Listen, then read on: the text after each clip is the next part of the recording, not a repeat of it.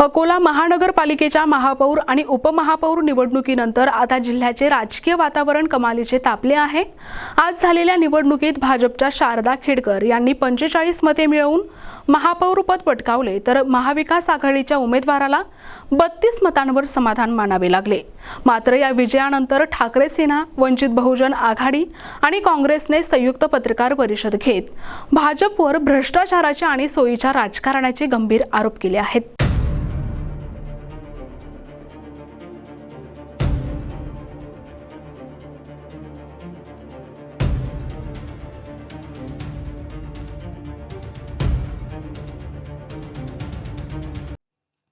अकोला महापालिकेत आज भाजपने सत्ता राखली असली तरी या सत्तेचा मार्ग एमआयएमच्या तटस्थ भूमिकेतून सुकर झाल्याचे चित्र समोर आले आहे।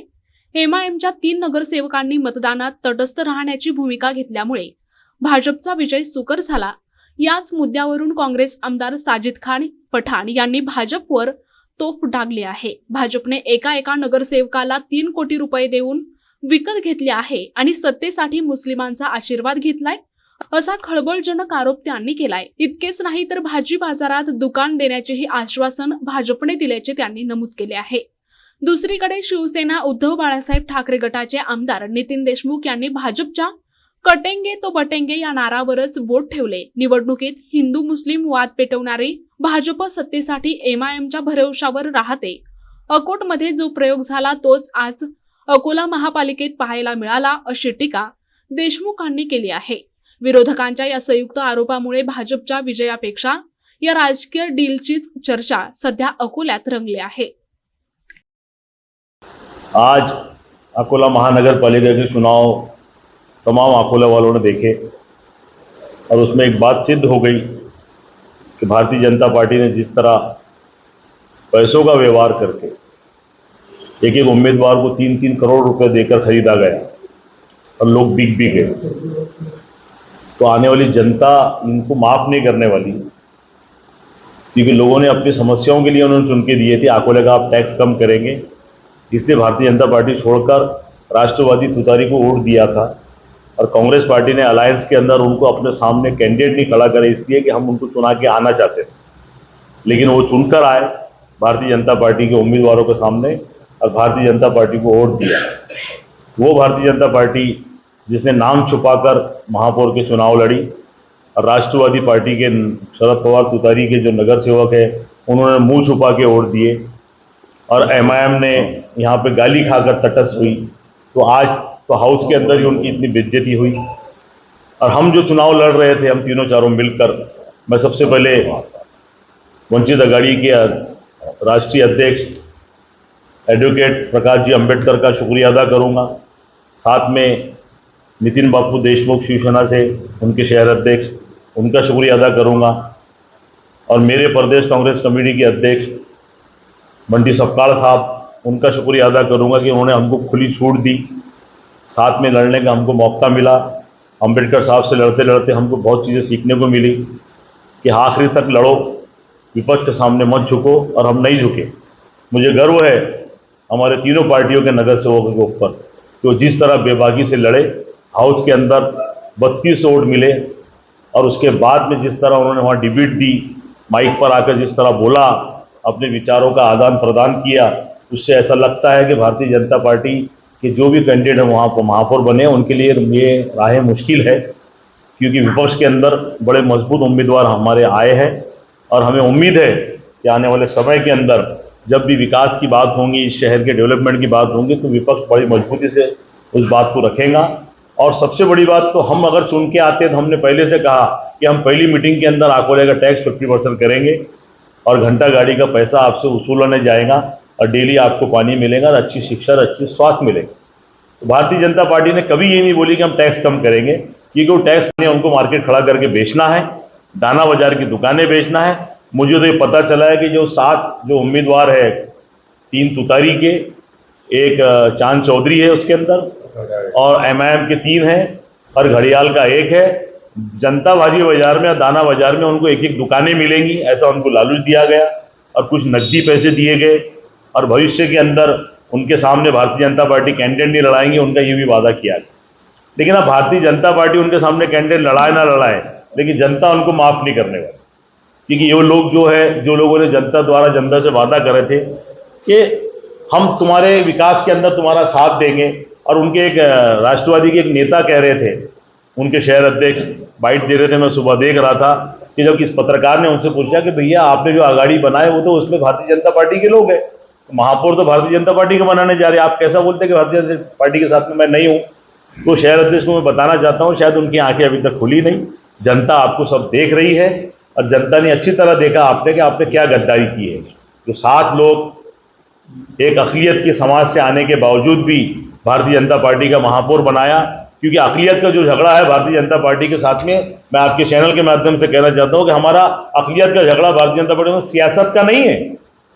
हमारी दूसरी पार्टियों से झगड़ा कुर्सी का हो सकता, जगह का हो सकता, सियासत का हो सकता, लेकिन भारतीय जनता पार्टी का झगड़ा अक़लियत के साथ में शरीयत का है। भारतीय जनता पार्टी ने हमारी शरीयत में हाथ डाला, हम क्या हिजाब पहनेंगे क्या नहीं पहनेंगे, हम क्या खाएंगे क्या नहीं खाएंगे, हम कहाँ नमाज पढ़ेंगे नहीं पढ़ेंगे, और तो और हमारे जो नबी है उनकी शान में गुस्ताखी करने वालों को पार्टी ने हमेशा संरक्षण दिया। तो हमारा झगड़ा तो भारतीय जनता पार्टी के साथ में शरीयत का है। तो समाज वो 7 लोगों को माफ़ नहीं करने वाला है। हो सकता है कि समाज उनका बायकाट भी करे या उनके पुतले भी जले, अब आने वाले दिनों में आपको देखने को मिले। विधानसभेला कटेंगे तो बटेंगेचा नारा होता। कटेंगे बटेंगे म्हणून यांनी प्रत्येक शहरामध्ये या महाराष्ट्रात मतदान घेतलं। अनेक हिंदू त्या कटेंगेच्या बटेंगेच्या याच्यात हिंदू खतरे में अनेक लोकांनी हिंदू लोकांनी यांना त्यावेळेस मतदान केलं।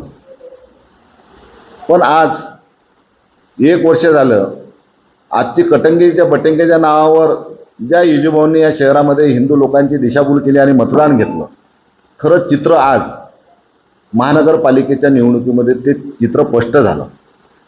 तुम्हाला स्वतःला निवडून द्यायला तुम्ही लोकांची जातीवाद निर्माण करता, भेदभाव निर्माण करता, आणि स्वतः सत्ता स्थापन करताना तुम्हाला एमआयएम सुद्धा सोबत चालते। आज या महानगरपालिकेमध्ये एमआयएमचे जे तटस्थ उमेदवार होते त्यांची तटस्थतेची भूमिका नव्हती। ते भारतीय जनता पार्टी सगळं मॅनेज करून की तुम्ही बा, कारण की अकोटमध्ये त्यांनी आघाडी तयार केली एमआयएम सोबत, अचलपूरला एमआयएम सोबत भारतीय जनता पार्टीने आघाडी तयार केली। मग आता इथं जर मतदान केलं तर पुन्हा आम्ही बदलावू म्हणून भारतीय जनता पार्टीने दुसरी चाल खेळली। पहिला फंडा तो तिथं आघाडीत एमआयएमला आघाडीत घ्यायचा पहिला फंडा, तो फंडा महाराष्ट्रासमोर पुढे आला म्हणून भारतीय जनता पार्टीने अक्कल लोळली आणि दुसरा फंडा या ठिकाणी आणला की तटस्थ राहण्याची भूमिका, तुम्ही तटस्थ राहा म्हणजे आम्हाला मतदान केल्यासारखं होईल, अशी भूमिका त्या ठिकाणी भारतीय जनता पार्टीची आणि एमआयएमची संयुक्त बैठकीतून असा करार त्यामध्ये ठरला। मागच्या वेळेस आमचे सदस्य आम्हाला सांगत होते शिवसेनेचे किंवा आम्हाला त्यावेळेस युतीसुद्धा होती महाराष्ट्रात होती किंवा भारतीय जनता पार्टीवाले राजेश मिश्रा त्यावेळेस आमचे विरोधी पक्षनेता होते, त्या इथं सभागृहात वारंवार आमच्याकडे तक्रार करत होते पक्षाकडे की भारतीय जनता पार्टी आम्हाला निधी नाही देऊ राहिली, एमआयएमच्या नगरसेवकाला देऊ राहिली। पण आज ते खरं चित्र ह्या सभागृहात चित्र स्पष्ट झालं की एमआयएम आणि भारतीय जनता पार्टी खऱ्या अर्थानं युती आहे। आम्ही तर नेहमी समाजकारण करतो, आम्ही कधी राजकारण केलं नाही। समाजकारण करत असताना कोण कोणत्या समाजाचा आहे कोणत्या धर्माचा आम्ही कधी बघितलं नाही। निवडून आलेला व्यक्ती हा सर्व जातीच्या सर्व धर्माचा सर्व लोकांचा असतो। आम्ही समाजकारण करणार आहे, आम्ही सगळ्या समाजाला, मग हिंदू असू द्या, मुस्लिम असू द्या, दलित असू द्या, सर्व घटकांना घेऊन चालणार आहे आम्ही। राजकारण करणारे तुम्ही आहात। मग आज राजकारण करणारे तुम्ही असताना तुम्ही तर समाजकारणाची भूमिका कधी घेतली नाही, तुमचं राजकारण आहे। मग राजकारण असताना ज्या लोकांना तुम्ही कटेंगे बटेंगे म्हटलं त्या लोकांचे 7 मतं घेऊन आज महानगरपालिकेमध्ये तुम्ही सत्ता स्थापन केली, 7 मतं घेऊन। मला सांगा, खरा जर भारतीय जनता पार्टीचं खरं हिंदुत्व असतं तर ते विरोधी पक्षामध्ये बसले असते, पण ह्या 7 लोकांच्या भरोश्यावर त्यांनी ह्या ठिकाणी सत्ता स्थापन केली नसती। आमच्यासोबतही मुस्लिम लोक होते, असं नाही आहे, आम्ही असं म्हणत नाही, पण आमचं असं नाही, आमचं सर्व धर्म समभाव सगळ्यांना घेऊन चालणारं आमचं हिंदुत्व आहे, सर्व जातीच्या धर्माच्या लोकांना घेऊन चालणारं हिंदुत्व आहे। तुमचं हिंदुत्व कोणतं होतं? तुमचं तर कटेंगे बटेंगे होते। मग तुमचं हिंदुत्व कुठं गेलं? 7 मुस्लिमांच्या पाठीवर तुम्ही भरोश्यावर इथं सत्ता कशी स्थापन केली? तुम्हाला तर दुसरं कोणी चालत नव्हतं। ह्याच ठिकाणी उद्या आमचा महापौर झाला असता तर कदाचित यांनी उलटे आरोप केले असते आमच्यावर। मग अकोटला एमआयएम संघ बसले, ह्या ठिकाणी एमआयएम बसले। खरी आमची जीत हे झाली, खरा आमचा विजय हे झाला की आज भारतीय जनता पार्टीचा महापौर न म्हणता महायुतीचा महापौर, ह्या स्थानिक आमदाराला महायुतीचा महापौर म्हणून या ठिकाणी घोषित करावं लागलं। पण त्यांना कदाचित कल्पना नसेल, महाराष्ट्राच्या महायुतीमध्ये तुतारी नाही आहे. त्यांचा जो स्थानिक आमदारांनी जो काल उल्लेख केला पेपरला की महायुतीचा महापौर, त्यांना कदाचित कल्पना नसेल, तुतारी हे महायुतीमध्ये नाही, तुतारी हे महाविकास आघाडीमध्ये आहे, हे त्यांच्या कदाचित लक्षात आलं नसेल. म्हणून कदाचित आज महाविकास आघाडीचे सदस्य जर सोपत असते तर ह्या ठिकाणचं चित्र उलटं दिसलं असतं आणि शिवसेनेचा ह्या ठिकाणी महापौर झाला असता. दुर्दैवानं महाविकास आघाडीतला घटक एक, आमच्यातला एक घटक त्या ठिकाणी तिकडे गेला आणि त्या ठिकाणी सत्ता झाली. परंतु आज मी जे लोक ह्या शहरात हिंदुत्वाच्या लोकांची दिशाभूल करतात, जातीवाद निर्माण करतात, तेढ निर्माण करतात, त्यांनी यांच्यापासून धडा शिकला पाहिजे आणि त्यांना प्रश्न विचारला पाहिजे की तुम्ही आम्हाला विधानसभेला हिंदू हिंदू म्हणून मतदान मागितलं, आज 7 मुसलमानांच्या भरोशावर तुम्ही सत्ता का स्थापन केली, विरोधी पक्षाची भूमिका का घेतली नाही. म्हणून आज ठिकाणी फक्त या फसवागिरी आणि अपप्रचार करायचं यंत्र आहे आणि MIMच्या भरोशावर आणि 7 मुस्लिम लोकांच्या भरोशावर ह्या ठिकाणी भारतीय जनता पार्टीनं सत्ता स्थापन केली. ही महायुती नसून MIM आणि भारतीय जनता पार्टीची अघोषित युती झालेली आहे. विशेष प्रतिनिधी NTV न्यूज मराठी, अकोला.